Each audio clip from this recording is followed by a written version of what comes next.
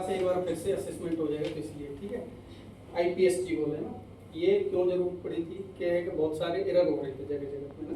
तो एक एनएबीएच से ऊपर होता है JCA, joint commissioner of international है ना, तो उसने एक कमेटी बनाई कि ऐसा कुछ गोल्स बनाओ कि जिससे पेशेंट को हार्म नहीं हो ना, हमें भी पेशेंट के साथ केयर करने में कोई प्रॉब्लम नहीं हो और पेशेंट को भी कोई हार्म नहीं होता, ठीक है। तो इसलिए इंटरनेशनल पेशेंट सेफ्टी गोल ये क्या, यहाँ पे चाहे आप जयपुर में काम कर रहे हो, बॉम्बे में काम कर रहे हो, अहमदाबाद में काम कर रहे हो, या फिर अब्रॉड में काम कर रहे हो, कहीं पे भी विदेश में, सब जगह सेम यही फॉलो होते हैं, ठीक है।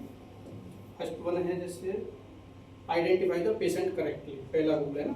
Improve the effective communication, second ensure the correct site, correct procedure and correct patient surgery, improve the safety of highlight medication, reduce the risk of health care associated infection, reduce the risk of patient harm resulting from fall.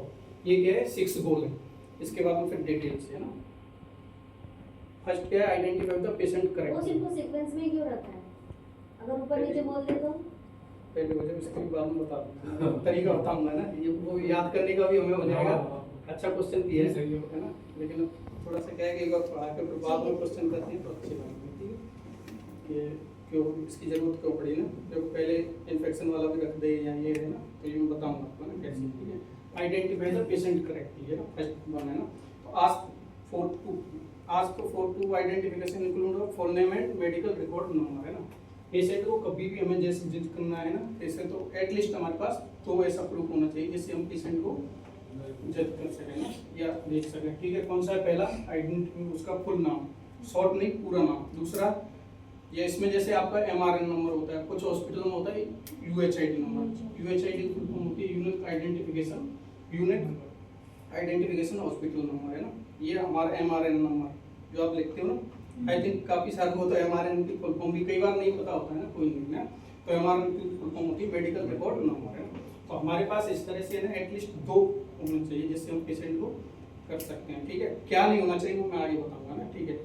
कब जरूरत पड़ती है इनकी, verify the patient identification before all invasive and diagnostic procedure. जब भी तुम किसी patient का कोई भी इन्वेसिव प्रोसीजर या डायग्नोस्टिक करने जाओगे तो उस समय हमें इसकी जरूरत पड़ती है। इन्वेसिव और नॉन इन्वेसिव क्या होता है, कोई बता सकता है? आईसीयू आप मत बोलना, ठीक है, बाकी एक वर्ड है ना, इसलिए मैं कह रहा हूँ पता आपको सब कुछ है, लेकिन इससे पे क्या है, क्लास प्री असेसमेंट करने के लिए थेरापेटिक, इन दोनों में क्या अंतर है?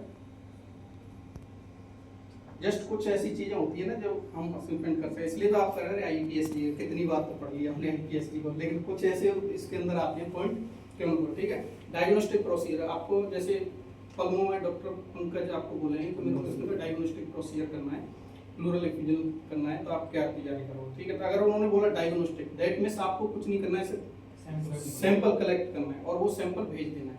अगर उन्होंने बोल दिया थेरापेटिक करना है, तो थेरापेटिक का मींस